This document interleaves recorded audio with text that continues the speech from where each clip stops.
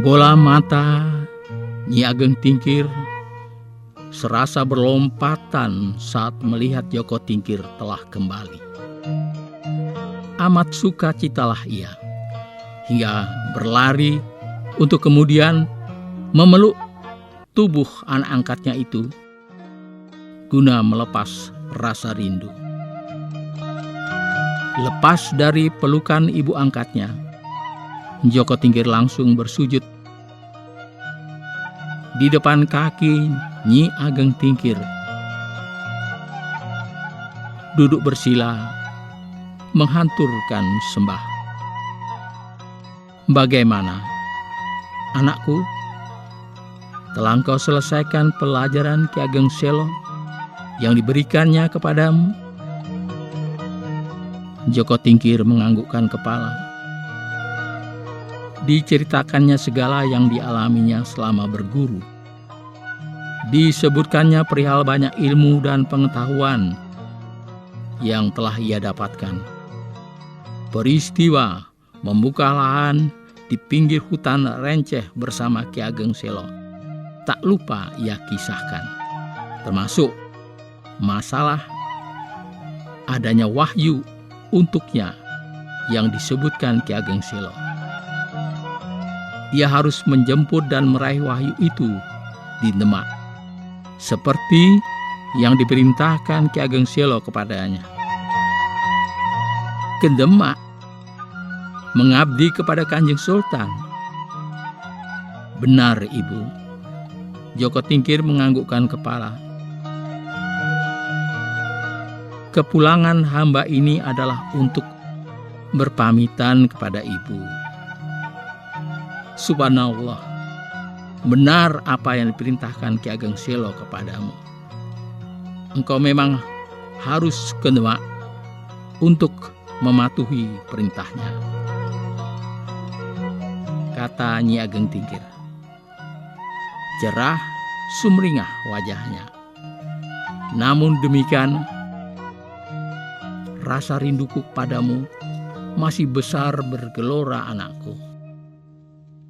Engkau telah tinggalkan ibumu ini dalam waktu lama untuk berguru. Maka puaskan rindu ibumu ini dulu. Tinggallah engkau sejenak di rumah ini, sehari atau 2 hari.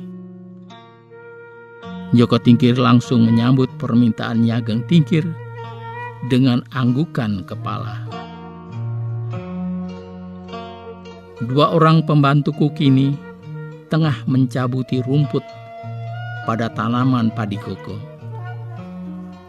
Berkata lagi Nyi Ageng Tingkir, sekitar sehari atau 2 hari ini pula pekerjaan itu akan mereka selesaikan.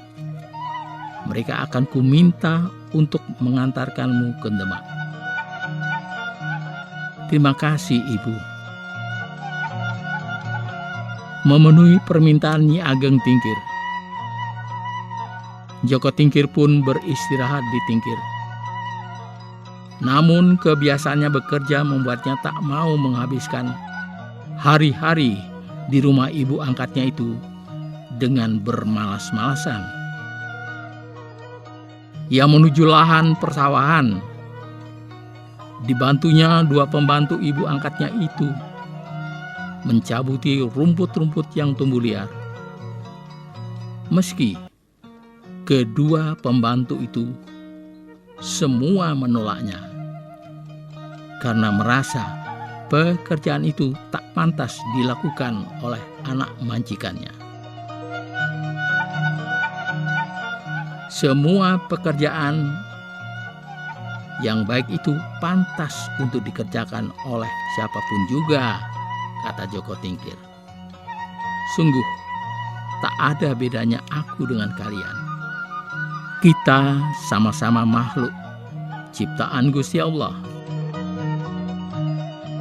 Namun Raden adalah putra Nyi Ageng Tingkir, pemilik sawah ini. Cegah seorang pekerja. Pemilik sawah ini, pemilik seluruh wilayah Tingkir ini. dan bahkan pemilik seluruh alam semesta yang luas tak terbatas ini adalah Gusti Allah. Ibu angkatku itu hanya dititipi Gusti Allah, seperti Gusti Allah menitipkan sesuatu kepada kalian. Sangat sementara sifatnya. Jika ibu angkatku atau kalian pintar merawat dan menggunakan barang titipan itu dengan baik, niscaya Gusti Allah akan menambahkan barang titipannya. Namun jika tidak, Gusti Allah akan mencabut titipannya. Kedua pekerja itu menganggukkan kepala. Sambil meneruskan pekerjaannya, Joko Tingkir kembali berujar. Apakah sewaktu para pekerja menanam padi gogo di sawah ini, mereka juga menanam rumput? Seorang pekerja langsung menggelengkan kepala. Ditatapnya wajah Joko Tingkir dengan pandangan keheranan. Tentu saja tidak, Raden. Rumput tidak ditanam di sawah ini. Lantas, kenapa rumput bisa tumbuh bersama-sama dengan padi gogo di sawah ini? Tanya Joko Tingkir, seraya gesit mencabuti rumput yang tumbuh di sela-sela tanaman padi gogo. Kenapa pula jika kita menanam rumput di suatu lahan, tidak akan tumbuh padi gogo di sana? Pekerja yang ditanya buru-buru menggelengkan kepala. Hamba tak tahu, Raden. Hamba terlalu bodoh untuk memahami masalah itu.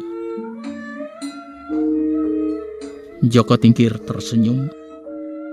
Engkau bukan bodoh, hanya belum mengerti. Yang disergah tampak tersipu-sipu. Tanaman padi gogo dan rumput ini sesungguhnya perlambang jelas yang diperlihatkan Gusti Allah kepada manusia yang mau memikirkannya, ujar Joko Tingkir selanjutnya. Bahwa jika kita melakukan suatu kebaikan, maka tak hanya kebaikan saja yang akan kita dapatkan hasilnya, melainkan juga keburukan. Seperti rumput di sawah ini yang tumbuh meski semula yang ditanam hanyalah benih padi gogo saja. Akan tetapi, jika kita melakukan perbuatan yang buruk, maka hanya akan membuahkan keburukan semata-mata. Tak akan ada kebaikan yang kita dapatkan sebagai hasilnya. Dua pekerja itu hampir bersamaan menganggukkan kepala. Joko Tingkir dan dua pekerja itu meneruskan pekerjaannya.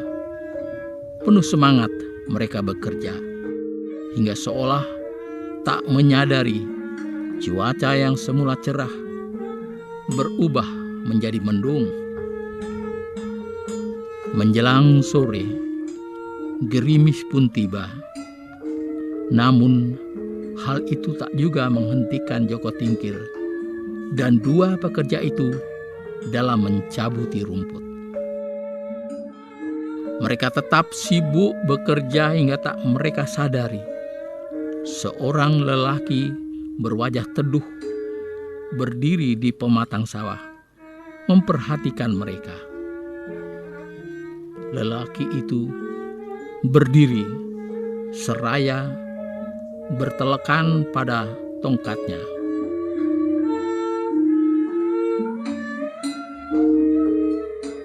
"Hai pemuda yang sibuk mencabuti rumput," seru si lelaki berwajah teduh itu. Joko Tingkir menghentikan pekerjaannya. Ia merasa dirinya yang diseru. Ditatapnya lelaki bertongkat yang berdiri di pematang sawah itu dengan pandangan keheranan. Sekalipun ia belum pernah melihatnya. Tak tahu ia siapa sesungguhnya lelaki asing itu. Joko Tingkir hanya menganggukkan kepala. "Segera hentikan pekerjaanmu," perintah si lelaki asing itu. "Segeralah engkau menuju Demak, mengabdi kepada Kanjeng Sultan. Tempat pengabdianmu di Demak, bukan di sawah ini." Selesai berujar, lelaki asing itu lantas berjalan ke arah utara. Joko Tingkir dan kedua pekerja terus memandanginya hingga tubuh lelaki asing itu tak lagi terlihat. "Kalian kenal siapa lelaki itu?" tanya Joko Tingkir. Dua orang pembantu Nyi Ageng itu menggelengkan kepala. Joko Tingkir terdiam. "Raden, seharusnya menuruti nasihat lelaki asing itu," saran seorang pekerja. "Biarlah kami berdua yang akan meneruskan pekerjaan ini hingga tiba waktu maghrib." Joko Tingkir menganggukkan kepala. Meskipun ia tak mengenalnya, sepenuh hati ia menyadari lelaki bertongkat itu bukan orang sembarangan. Lelaki bertongkat itu mengetahui perintah Ki Ageng Selo kepadanya untuk menuju Demak dan mengabdi kepada Kanjeng Sultan. Padahal tak ada siapapun ketika perintah itu didengarnya. Hanya ada ia dan Ki Ageng Selo semata. Joko Tingkir pun bergegas kembali ke rumah. Diceritakan kepada ibu angkatnya perihal orang asing yang memintanya untuk segera berangkat ke Demak. Wajah Nyi Ageng Tingkir bertambah sumringah. "Aku yakin," katanya, "jika ciri-ciri orang asing itu sesuai dengan gambaranmu, maka ia tak lain Sunan Kalijogo adanya.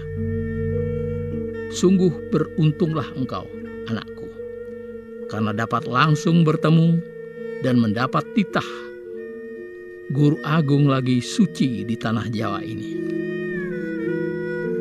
Berbinar hati Joko Tingkir mendengar penjelasan ibu angkatnya. "Kini jangan engkau tunda-tunda lagi, anakku. Segeralah berangkat ke Demak. Jangan pikirkan rumput yang belum tuntas dicabut. Aku bisa mengerjakannya sendiri atau meminta pekerja lain untuk melakukannya. Berangkatlah ke Demak, anakku," ujar Nyi Ageng Tingkir. "Dan jika engkau telah tiba di Demak, segera temuilah pamanmu yang telah mengabdi kepada Kanjeng Sultan terlebih dahulu."